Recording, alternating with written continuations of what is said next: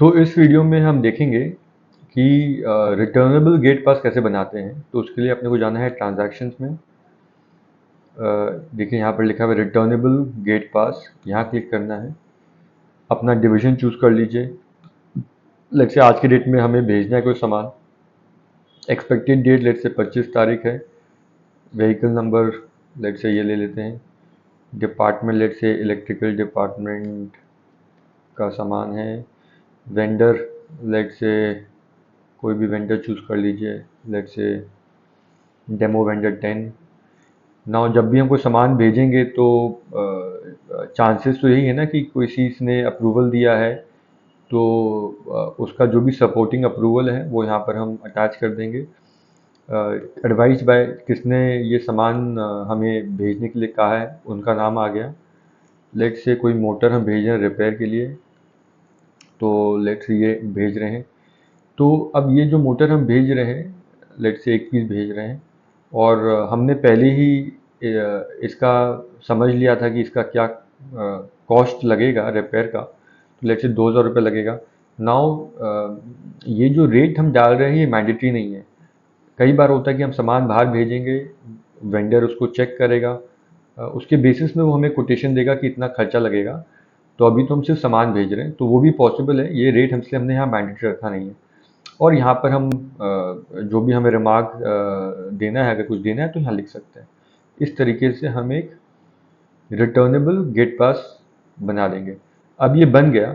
अब समझ लीजिए मुझे ट्रैकिंग भी तो रखना है ना कि ये सामान कौन कौन सा हमने बाहर भेजा था, और वो कब कब आएगा, और जब आएगा तो कैसे मुझे उसको इन करना है। तो उसके लिए हमें जाना है नोटिफिकेशंस।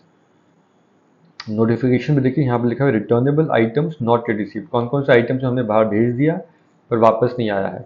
तो अब देखिए यहाँ पर ये जो इंडक्शन मोटर है, मैंने 20 तारीख को भेजा था, और ये 25 तक रिटर्न है, एक भेजा था।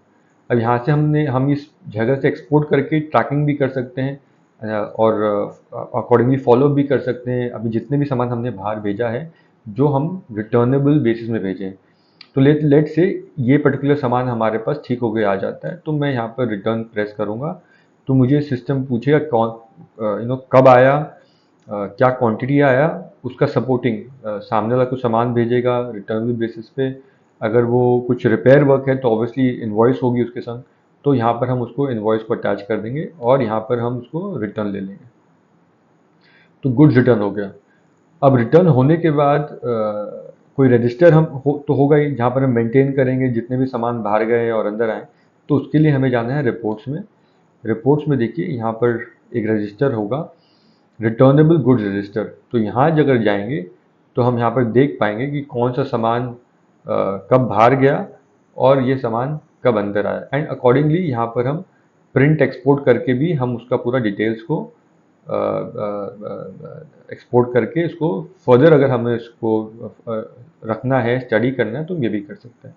तो ये बहुत ही सिंपल तरीके से हम रिटर्नेबल गुड्स रजिस्टर को मैनेज कर सकते हैं।